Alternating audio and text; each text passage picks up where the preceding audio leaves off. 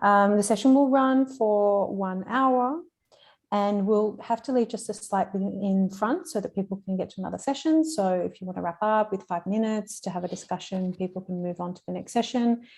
You're more than welcome to put any chats, comments in the chat. Maybe that can be the primary space, unless James or Gareth or Marcel as hosts invite you to speak and join in. So James, Gareth, Marcel, over to you. Thank you. Morning, everyone. I'm just going to start sharing my screen. Just 1 second before I do. I'm also going to share, we're going to be using Miro in the session. I'm going to use it to present, and I am then we're going to use it to capture some of the feedback. So I just put a link to the Miro there. So I'm just going to start sharing. Oh.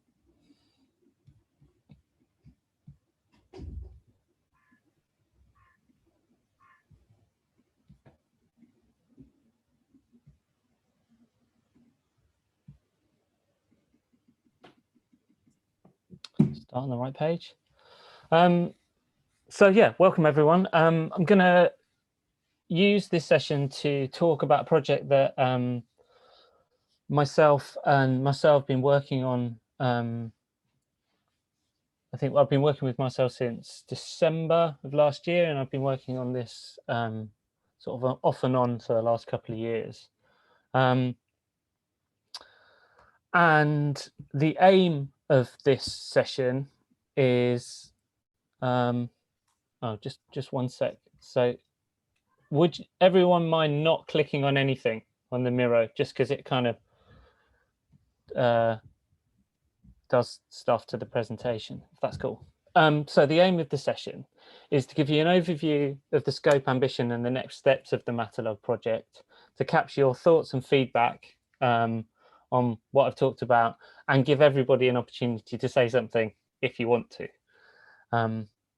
Really what we want to do is get a sense of what you think about it, whether it makes sense, whether you're interested in getting involved, whether you think we should be speaking to certain people, we should be aware of things that we're perhaps not. So I'm going to try and go through this relatively quickly, but what I wanted to do was make sure that it was as concise an explanation as possible. And I've tried to, as much as possible, write down all of the things I want to talk about, which is actually counter to how I would normally work, because I don't want to read out things that you can read. But I thought that for reference, if you wanted to look at this when you're thinking about some of the feedback, it's there. So I'm just going to talk through this. So the Matalog aims to build a platform that enables individuals and organizations to curate and manage material information. So allow users to create their own material libraries, as well as to organize materials into themed or project-focused collections.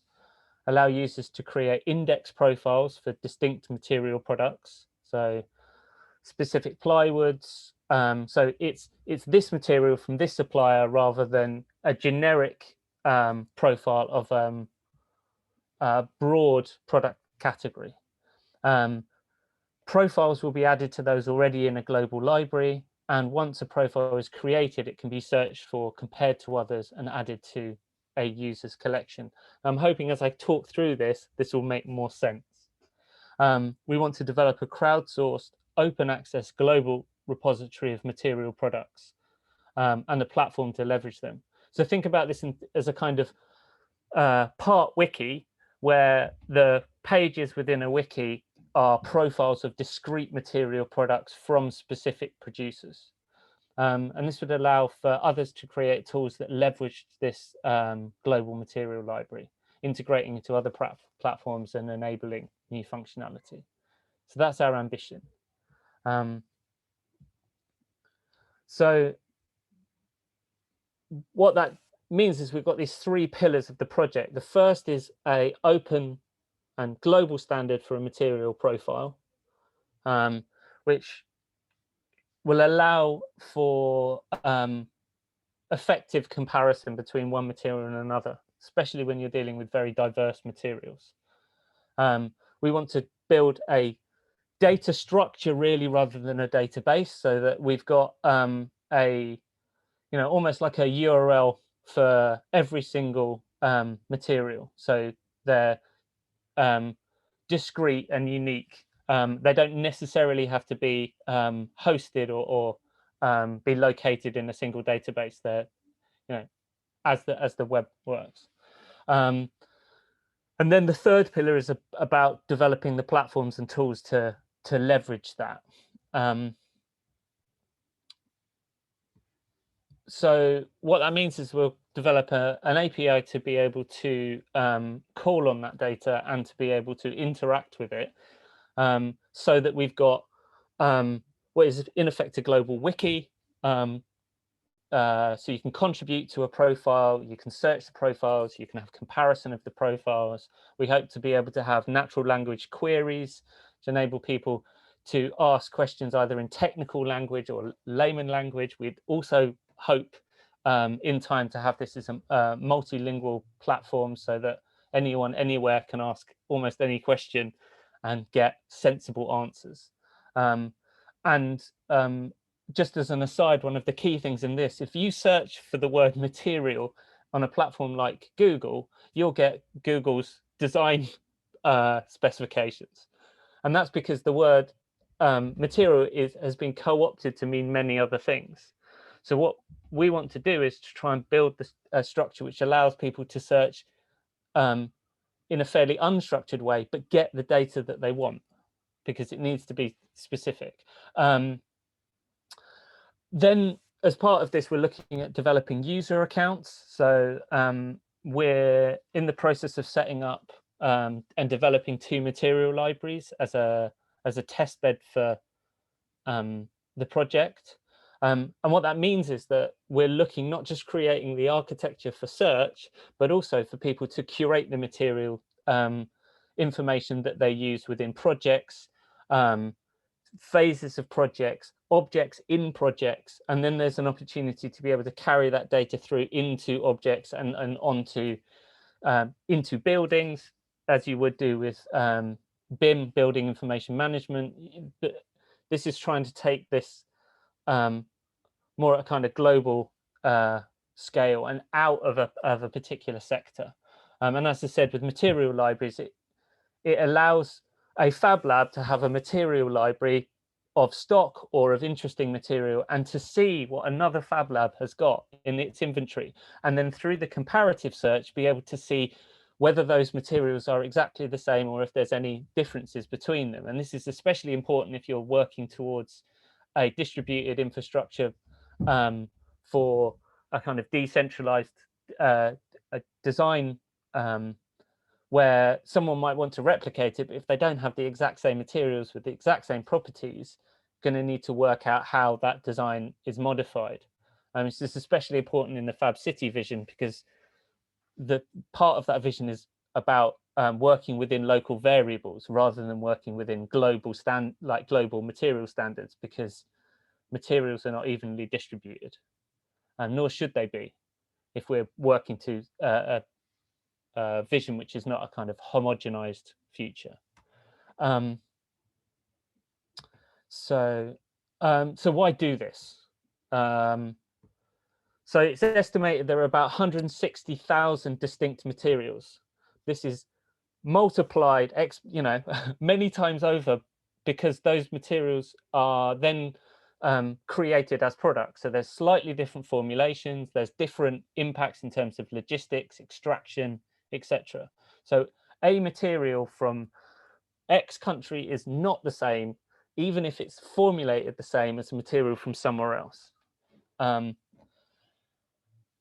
this palette of materials is growing exponentially, with recombinations of post-consumer and post-industrial materials, the developments in biomaterials, developments in smart materials, etc. So this palette is just getting more complex.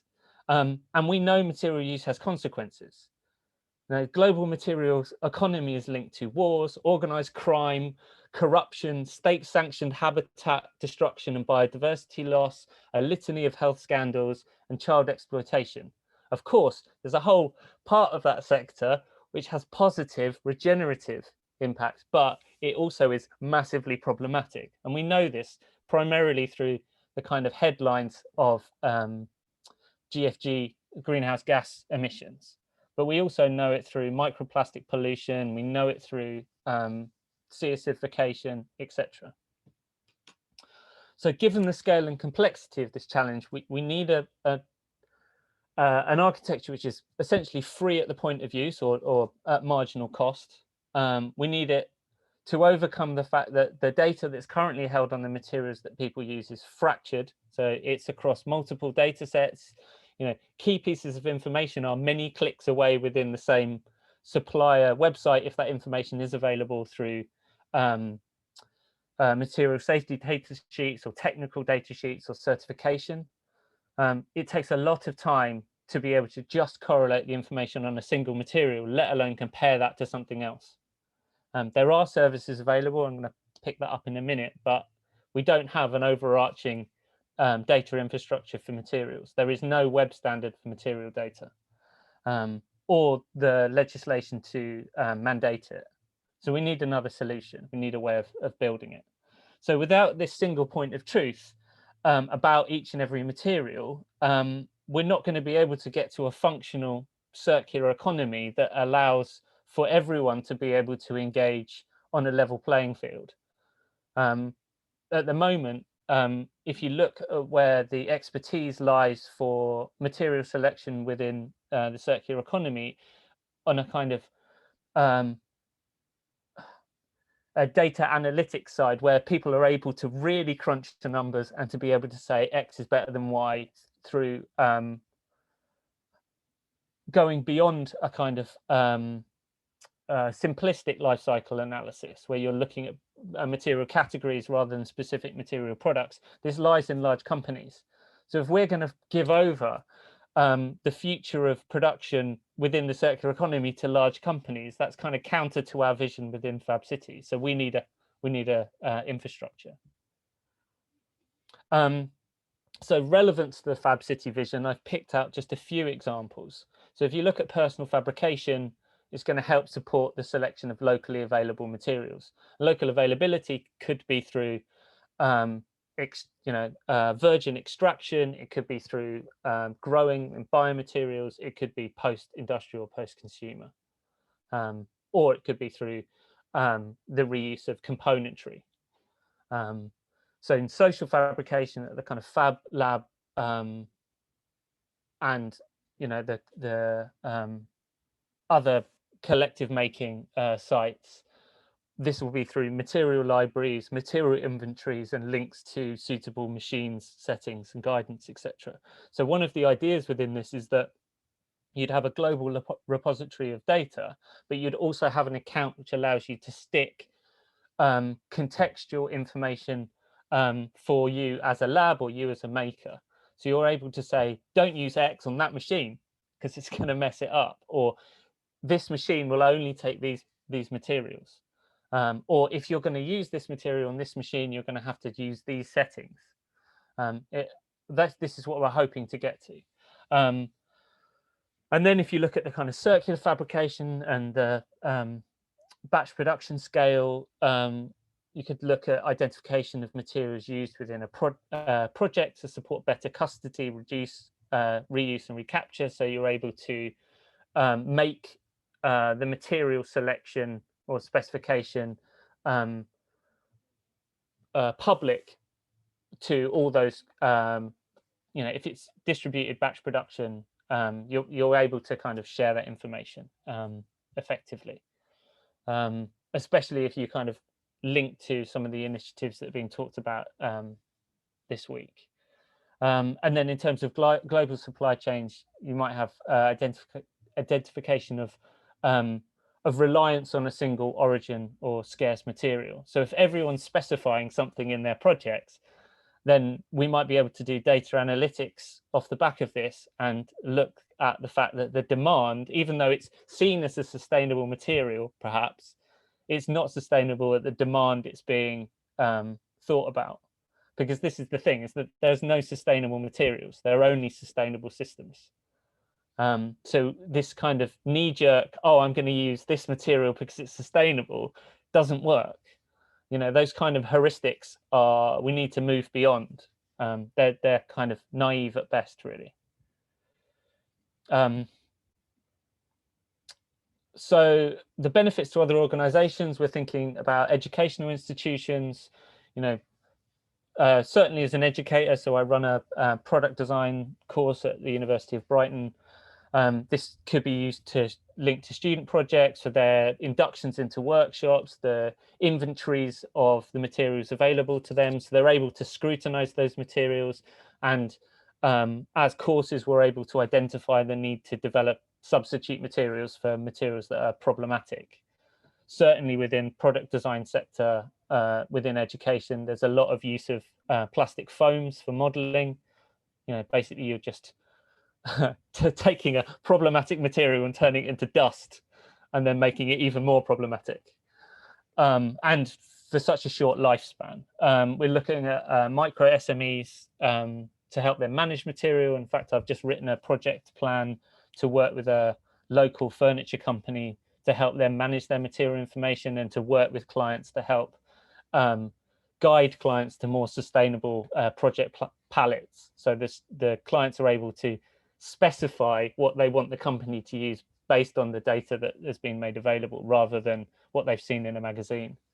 We're looking at material producers, hopefully wanting to engage with the platform, be able to showcase their products, material suppliers to be able to link to those products available. There's the potential for organizations, and I give an example like WWF, who could set some search parameters for materials. What should people be looking for? Not what materials should they use, but what should they be looking for in their material specification? And then in terms of recycling services, there's the opportunity to link materials to regional recycling services, so that there isn't this mismatch between what gets produced and sent to a city and what that city or region is able to deal with. And because so often, and I think everyone will have this experience, you'll see a material and it says it's recyclable, and you'll know wherever you are that it won't be recycled. And certainly that's the case for a city like Brighton, where it's very narrow in terms of what the city recycles. So much of it will be incinerated. And it's good to be able to see that.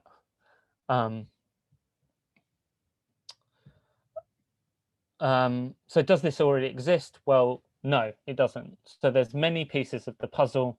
So the automotive industry has got a system for managing materials data across it. So they have incorporation of global and local national and international standards, laws and regulations. They're able to, you know, they've got suppliers, producers, all in one system, but this is just in automotive. MatWeb is an open access library of materials, but it's predominantly engineering focused and non-visual.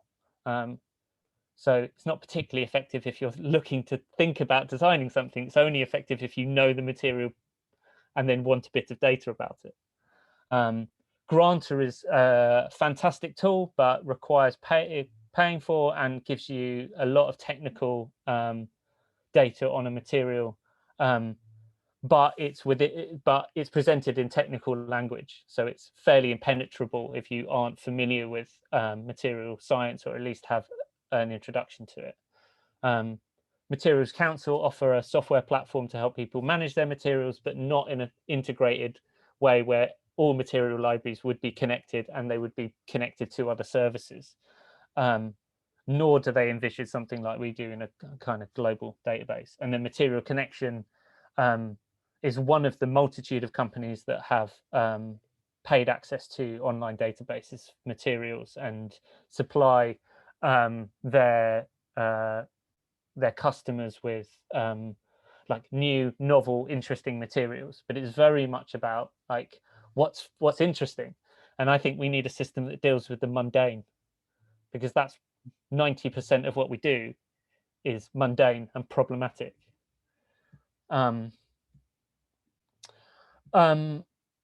So where we are now is the first part of the project. So we're looking to secure some funding at the moment. I think we've got some pretty positive, we haven't secured it, but I think I'm fairly confident it's going to happen shortly.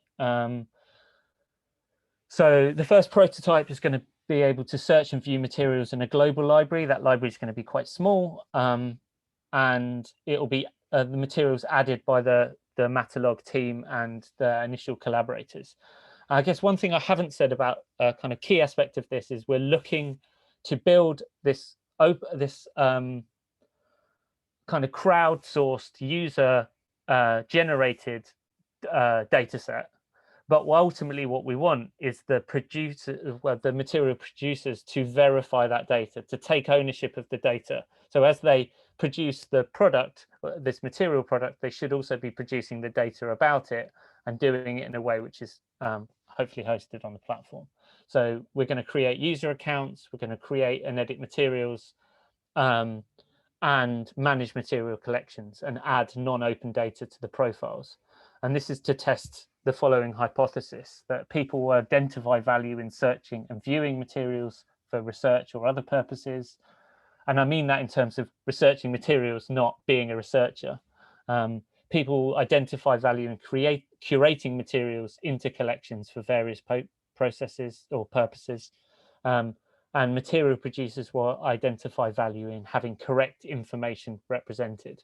And I've had a number of conversations with material suppliers and with trade organizations, so particularly like timber trade organizations, where they see the benefit of something like this in being able to really demonstrate the benefit of their material, both technically but also environmentally, against their competitors. An example of this would be like timber frame windows versus UPVC windows.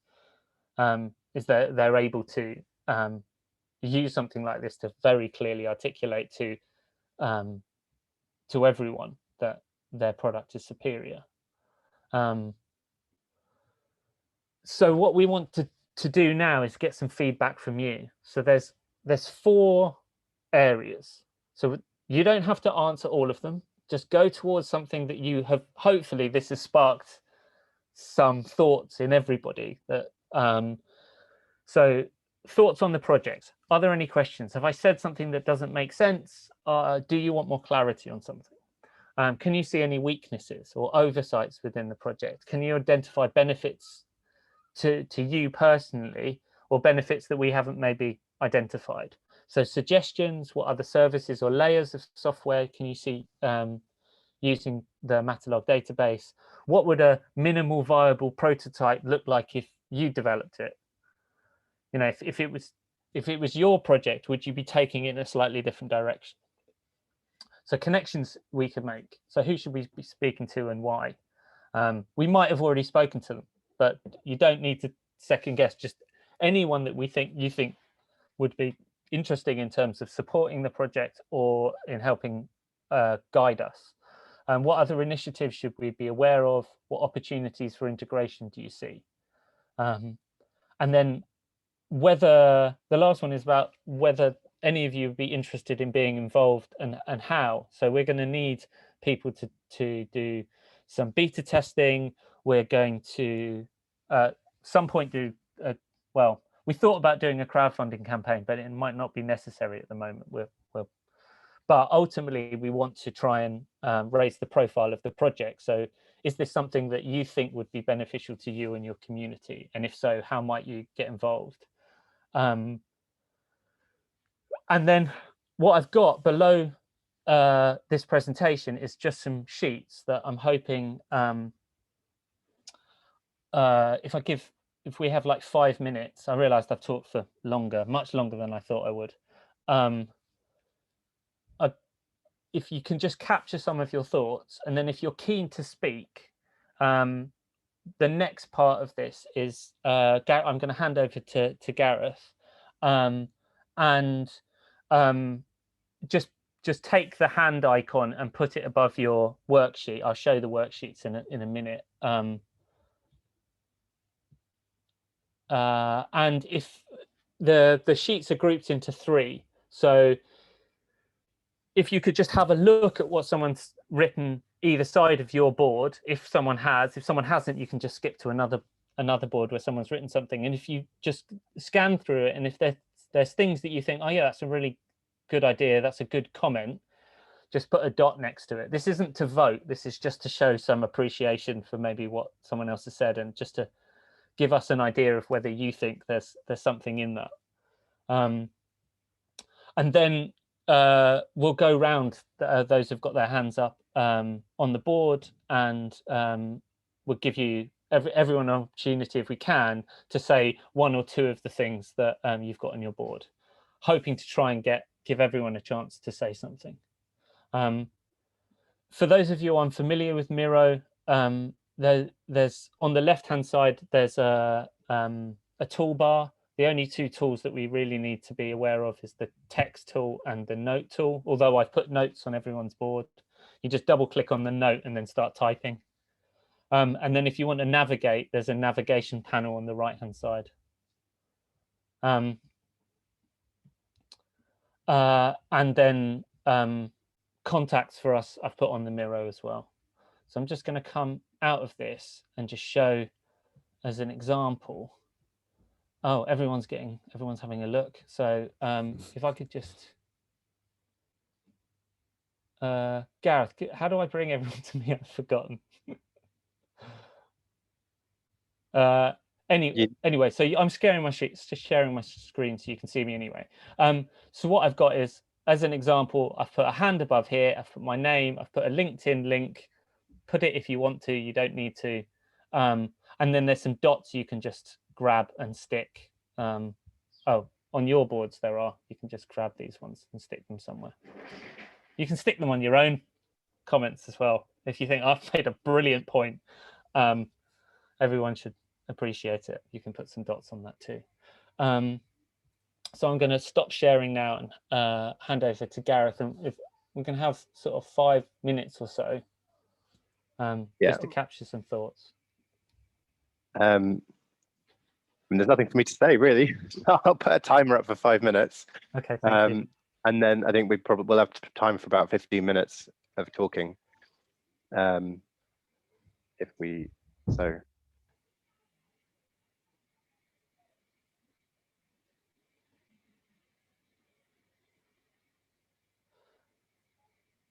Oh, I can share the Miro link again.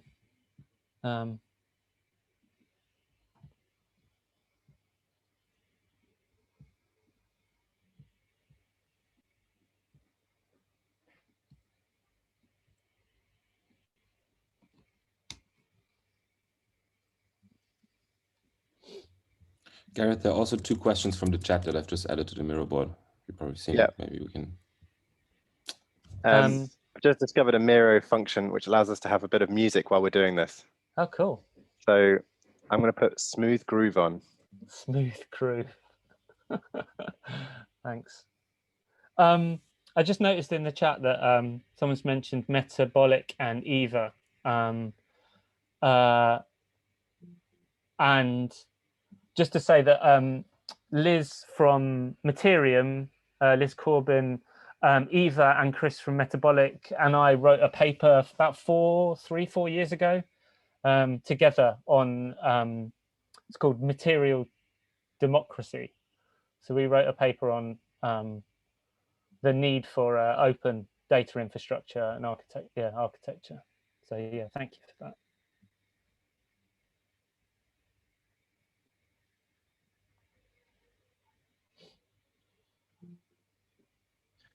I can see a lot of people floating, so just grab an empty board and just spill your thoughts.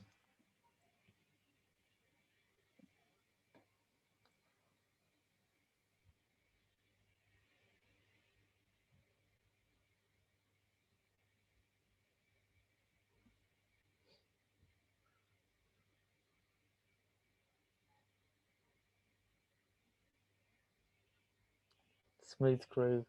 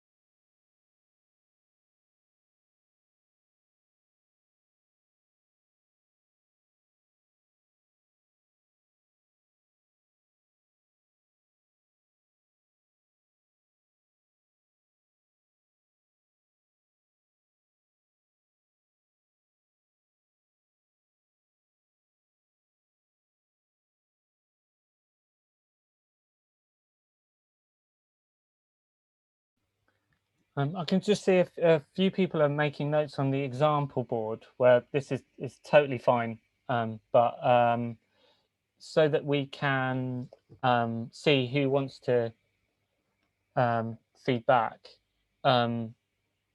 If you look to the right of that board, there's 3 boards that you can take ownership of a whole board on your own if you want to.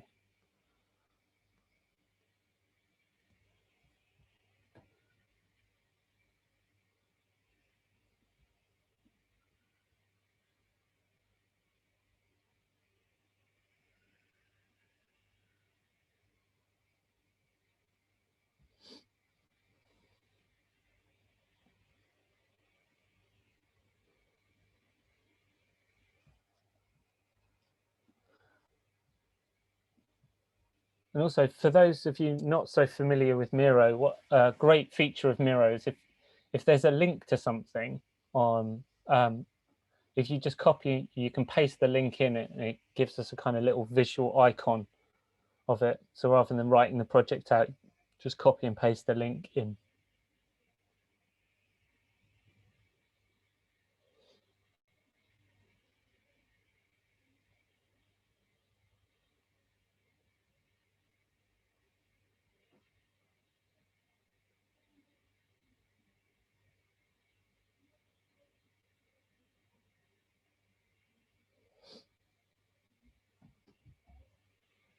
I'm going to make the slides available, but one thing I would say is I'm going to keep this Miro open for a while, so you'll have access to look at the slides on the Miro.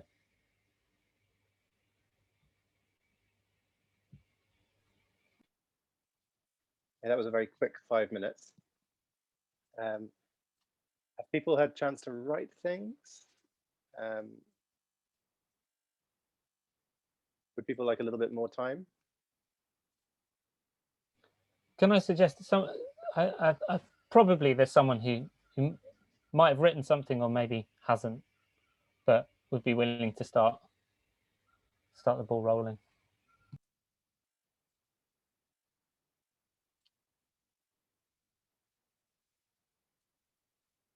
Can I suggest before we start talking, we take a quick moment to just dot vote on things. I think a lot of people have written, but people, if we have about a minute to just go around with the pink dots, and so we can read other people's thoughts, and that should surface some of the common points that are popping up. Put a minute on the clock.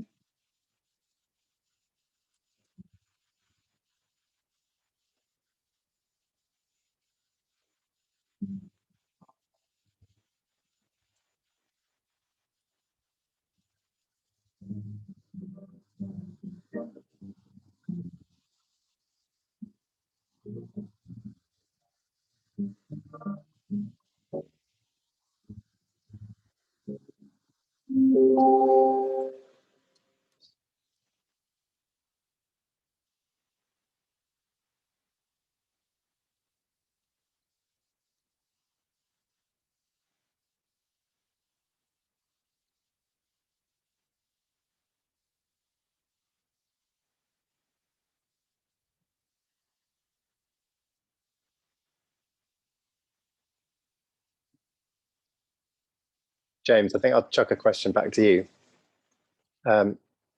which is, I think this is one from May, and it seems to be quite similar to other people saying similar things, is how will Matalog build on and cooperate with similar initiatives like Materium, MakeWorks, and other open databases that are already out there?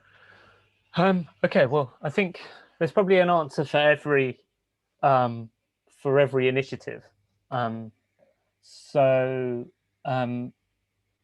Liz, as I think I mentioned, well, let's take Materium to start with. Very early on in this project and in the kind of conceiving of some of it, Liz and I worked together. Liz was one of the founders of Materium. And I see that there's an opportunity for those that are developing materials or making materials from the recipes on Materium to make profiles of those materials if they use them. So if you create a material and you use it, then you can create a profile of that material. Now, if that recipe is exactly the same as someone else formulates it, the ingredients are going to be different. So what we'll have is we'll have linked profiles of those materials. And what we're talking about is a massive like amount of data, almost an infinite number. But you know, this is basically an equivalent of Facebook for materials. You know, something like that, where like every material can have a profile, but it's the relationships between those materials that matter. So what we'll do is we could link to a Materium recipe. We could link, you know, you can fork from a recipe, and you can, you know, as you would do in GitHub, you can kind of show a variation of that material. Now, how this would link to something like MakeWorks. So it's an ongoing conversation with MakeWorks that we've been having, but this might be in terms of some of their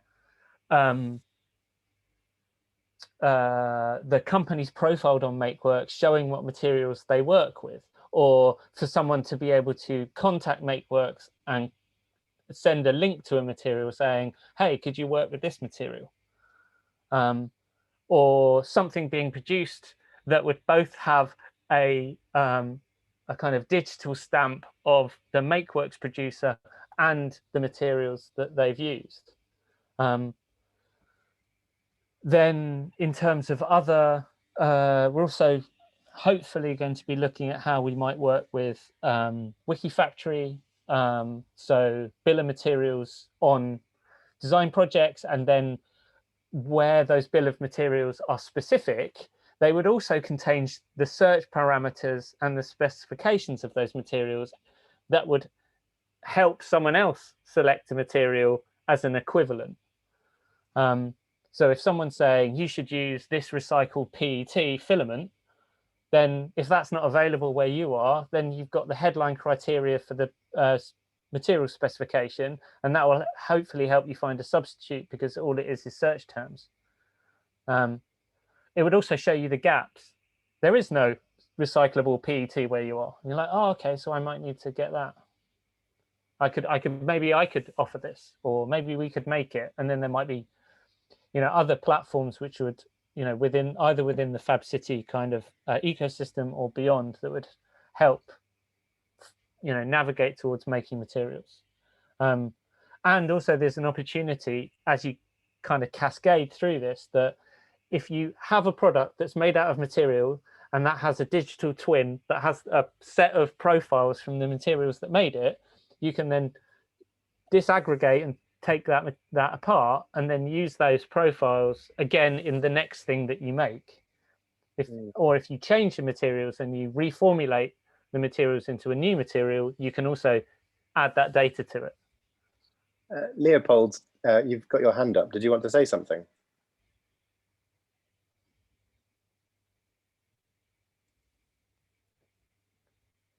Maybe are you muted?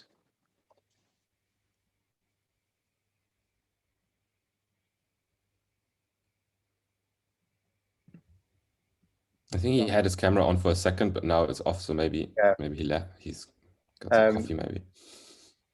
Oh, Karen, do you want to say that? Are you there, Karen? You just posted in the chat. I'm still here. What were you talking about? I was just saying that James mentioned Facebook in a side note, and I was like, that really somehow helped me a lot to kind of understand how it should work and how the materials are linked together. I don't know. It was just like a moment for me to, it clicked. So I thought it'd be good to mention that at least that image helped me a lot to understand it better. Yeah, thank you for that. So sorry, I had a technical problem.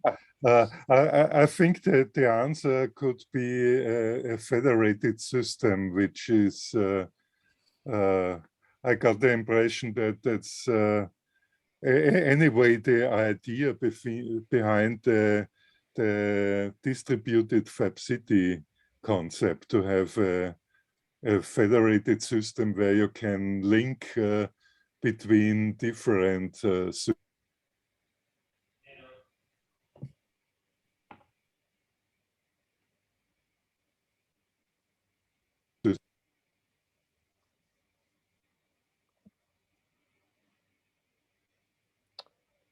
I think we're losing you. I didn't quite get that. I think what is Leopold saying, that okay, rather than Matalog being a separate platform, it actually should draw from the other platforms. Is that a question to me? Should it? Just trying to interpret what Leopold's said. So I'll try and quickly answer that. So what we're thinking about is creating, so one of the things is this digital sort of infrastructure. So what we want is the equivalent of a URL for a material profile, which as a platform we can leverage. And we would be the ones helping to manage that in terms of verifying material producers, like basically verifying the data and linking it back to the people that create the material. But you would also hope that people can use that data in other ways. So it's not that we would want to pull this material and lock it behind some sort of like access wall. What we want to do is create what should be regulated for, which is basically the standardization and digital accessibility of all material information, whether it's technical data or material safety data about any material, so it can be searched. So, you see a future maybe where Google is able to search through this data.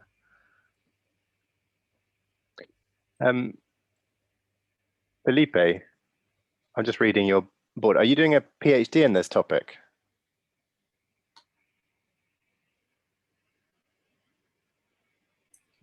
Hi, yeah, I'm doing a PhD on, formally it's on smart cities, trust, and open design, but I'm focusing specifically on waste prevention through practices of reuse, be it repair, upcycling, or recirculation.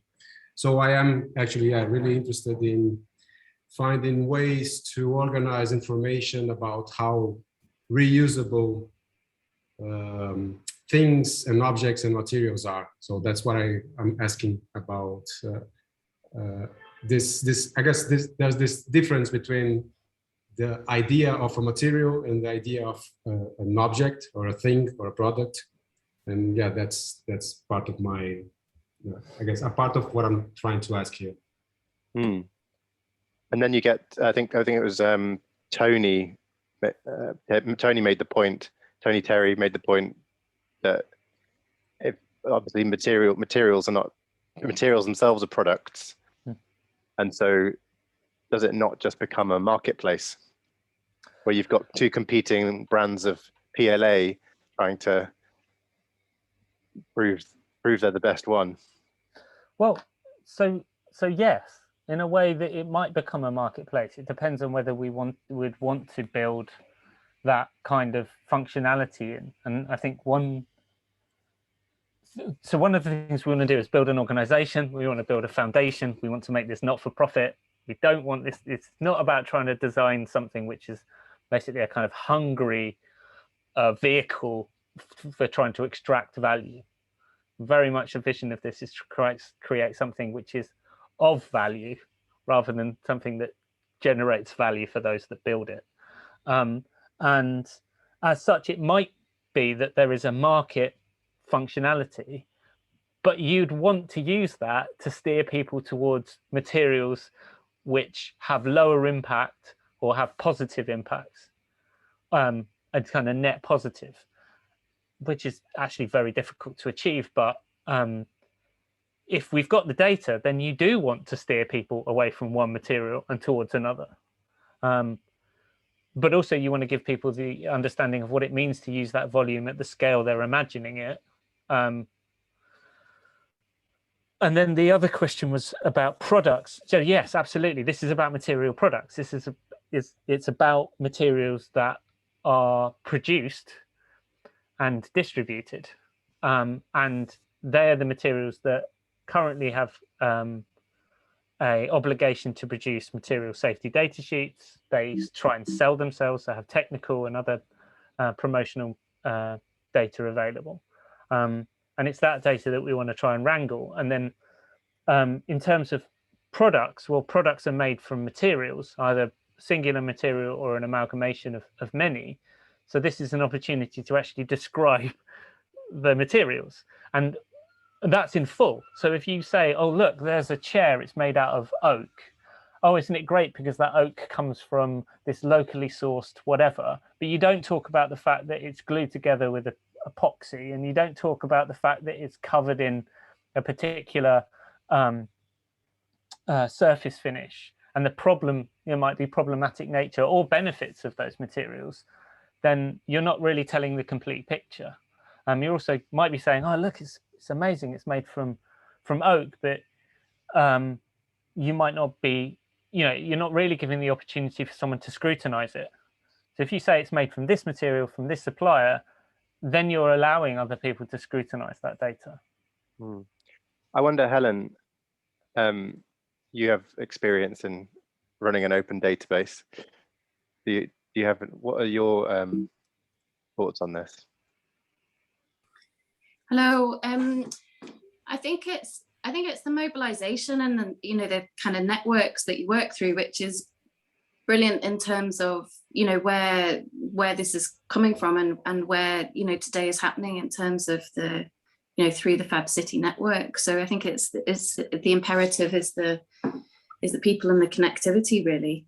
And I think that's what I was putting on our board. Well, my board, it was really about how can we use the community that's around MakeWorks, which is hopefully will grow through the distributed design model, so that we can encourage people to feed in and support and to make that connection between MakeWorks is about processing, manufacturing, but we could also feed the skills in, the material element within, and vice versa. We could look at a community of kind of growing knowledge together, really.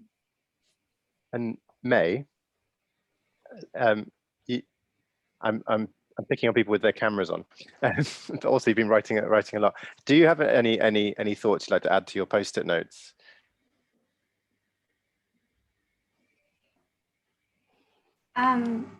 Actually, I already wrote in my notes whatever comes to mind. I think that a lot of people are trying to, address this lack of database of like easily searchable materials around the world. So that's highly needed. I'm just wondering if, have you given any thought to like how long you might take before you come up with an MVP? Yeah. So that's there's a critical component in that, which is time and money. Money only really to buy time and expertise. And so I think if we carry on as we are, it's going to take a while, quite a bit of time, because it's a side project for many of us. However, I'm in talks with some potential funders that will allow us to scale things up quite considerably and quite quickly. So and the right partners, like in keeping with the ethos of that we have and the Fab City. So hopefully that will come to fruition, and we'll have a a kind of beta testable prototype within the next year that will allow people to use the profiles that we've uploaded and start adding profiles of their own. Because this is a distributed model where I want anyone to engage with it and start pulling together information on the materials they want to use. So initially it's an exercise of a kind of distributed aggregation model where everyone's helping to create the database, much like Wikipedia. Yeah, I feel that if we go with the distributed approach, I think it will speed up the development process a lot. It feels like what's missing is just the digital infrastructure where people can add their own information. Yeah. It seems like every time someone tries to make one of these material databases, they try and own it. And I think that's the kind of the brave thing I think about Materium is that they don't try and own the materials. But in the world of materials, it's all about patenting, owning, and so people will be reluctant to share data. And then people see, oh, the way to making money is going to be to create the database of this data. And so there's a lot of this stuff out there, but it's all put out there as a business model. Whereas I think that for Matalog to work, it can't be seen as being owned by somebody. It needs to be like Wikifactory, where it's cooperatively created. And I think, just conscious of time is probably this is what we should probably end on. But I think central to the vision is creating a public utility, a global public like data utility. I don't want to create something which is it's very much in keeping with Wikipedia. It's creating something of value for everyone. And then now there's going to have to be a need for it to wash its own face, to pay for its, to pay for itself. So there will need to be a business model, but that isn't about using this in order to create revenue. It's about creating value.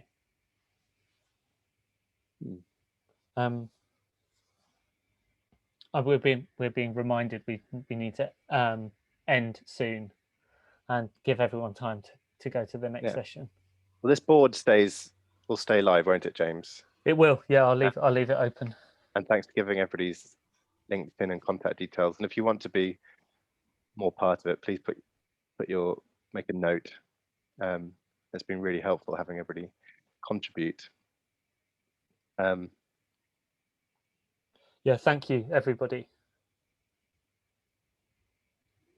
And enjoy the rest of the conference. Yeah. Thank you, everybody.